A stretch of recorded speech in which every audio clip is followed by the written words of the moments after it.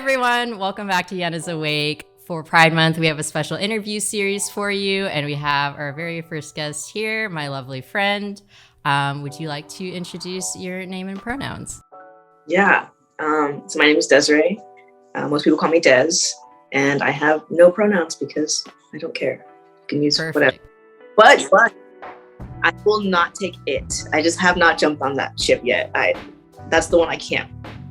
Don't call me it. It is not it. It is not it for you.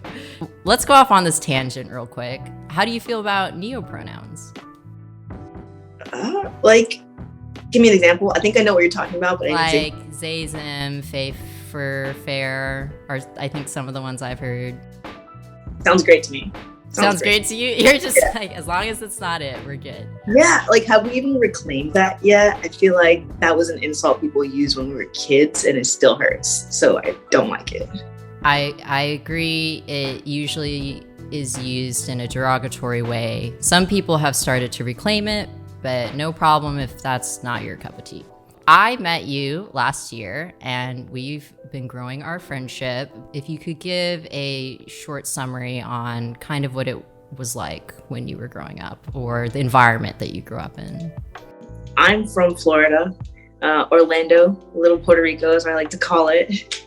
I grew up in a Hispanic household. We're all Puerto Ricans, but I'm also half Black. So there's that aspect that I felt like I never got to connect with when I was younger. My parents were interesting. I feel like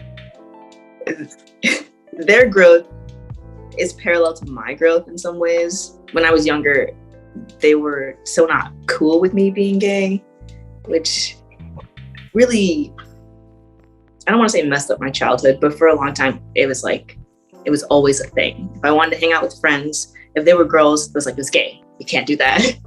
If I wanted to go to a dance, it's like, who are you going to dance with? It's like, obviously some boy. And even then, they knew I was lying. So the answer is no. My parents weren't all that, right? It was just around me being gay.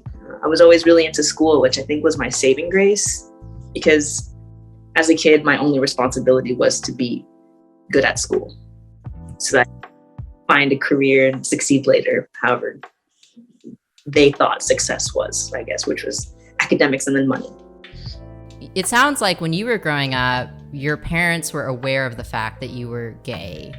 Was that because they just picked up on it when you were at a young age and you were acting differently and they perceived that? Or did you feel that you were different in some way and you expressed it? It's weird to say that I felt different because I never felt different. I always felt like me, right? It was other people pushing this onto me that I was somehow different. My mom's favorite thing to say when she found out that I was gay, because they went through my phone to see who I was texting. And I was obviously texting my girlfriend. And when we're 11, we're not saying anything super inappropriate. It's just like, oh, you're so cute. Can't wait to hold your hand. Yeah. It's nothing weird. But it was a huge deal when they found out. And they're like, you've been different. And all I could think of was, how have I been different? If this whole time you didn't know and I've been the same, I'm only different because now you know. That was the thing for me as well, is I was trying to tell my parents, I'm the same person that you've known me to be. You literally raised me. I'm just sharing this part of myself. Well, in your case, you weren't sharing it. They dug through your phone. When I was younger, I kind of thought I was a little different, but eventually I was just like, I'm me and I'm weird in a lot of different ways. So It all looks the same to me. Were there any milestones growing up that you felt were big for yourself, whether it was like self-realizations or maybe moving out of the house? I guess first girlfriend was a milestone. Yeah. We only dated for like a week. What do you do? It's your first relationship. That's okay. Figuring out that I wasn't just a lesbian was a milestone. Okay.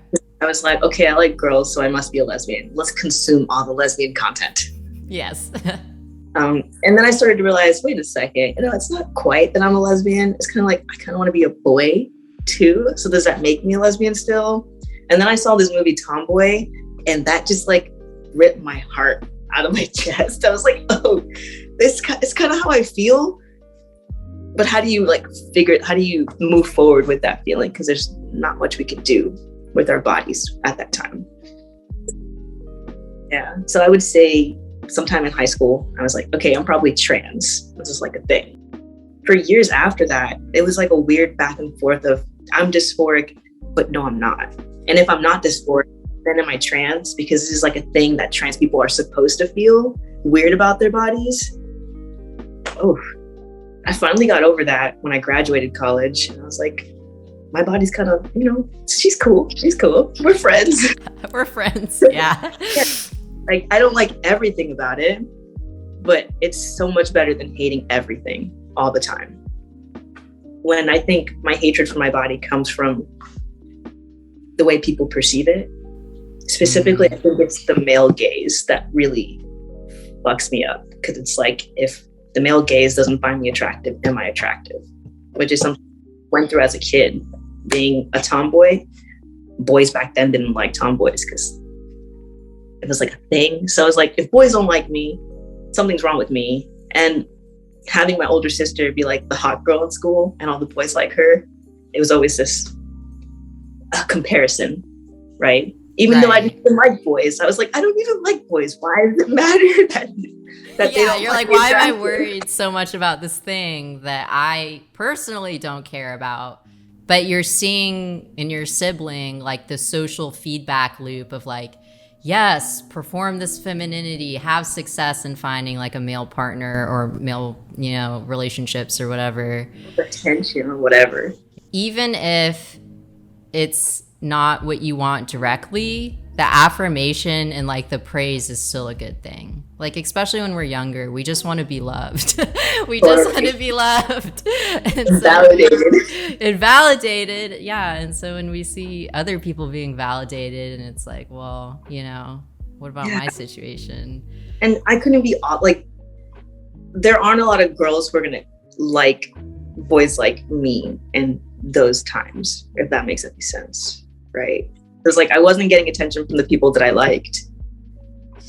And I wasn't getting attention from the people who were supposed to like me. I was like. But of course, when you're younger, you've only been exposed to a certain number of people in your life. And the older you get, the bigger the world gets. And the better everyone can try and express themselves more accurately. It's hard when you're young. It's so hard when you're young and you're just trying to find the words. And sometimes there may never be the right word. Well, you've used the word kind of gay to describe your childhood experience. And then you said, well, you consumed lesbian content, but then that's not the whole encompassing story. Are there other words that you feel like are better, or you just kind of have given up and you're like, it doesn't really matter at the end of the day? I kind of have given up, but I will say queer for everything is my go-to umbrella. Honestly, if there was a word that meant not hetero, that would be it. Like everything other than this. Yeah, not exclusively heterosexual. Yeah. I mean, well, you have the term at least, so we can use the negation. It's kind of like with the word or the gender identity non-binary. It's like not cisgender, there's that, but that's as far as I can get with describing to you what's happening. That's what that means? I didn't even realize non-binary was like not cis. Yeah. So binary is describing the Western heteronormative view of gender construct, man, masculine, woman, feminine, with heterosexual interests.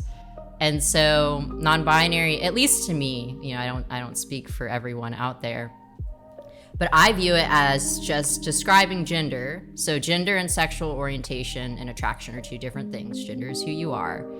I view non-binary as the not heteronormative gender category. I have not spoken to enough agender individuals to get good dialogue on how someone who's agender might feel about the term. It's okay, I think, not to have a specific word, because at the end of the day, communication is like a tool for us to communicate with other people, right? So if not heterosexual is good enough, it's good enough. Well, do you have any closing advice? It can be advice to your younger self, advice to anyone out there, knowing what you know now. Advice to my younger self would be, hatred is only fuel for so long. Find a different thing to fuel you. Because when it's gone, the emptiness that stays is confusing. Because you're like, I thought this was my purpose. But it like, hatred can never be your purpose. Advice to other people, specifically the people who are questioning, right? Why question? Why not just exist? That's it. Just let it be. I think that's good advice. I think sometimes you've been searching so long or so hard and you're tired. It's like, just maybe take a rest, take a break. Well, thanks so much for chatting with me. I love that you're the first person that's going to be in this video series. I'm really excited. Good times. Totally. All right. Thanks everyone for watching. More videos are going to be coming out. Who knows how many. I'll try and talk to as many people as possible. If you want to watch more, I'll link the playlist. I also play LGBT plus indie games on my channel. And I hope you stick around. Bye, all.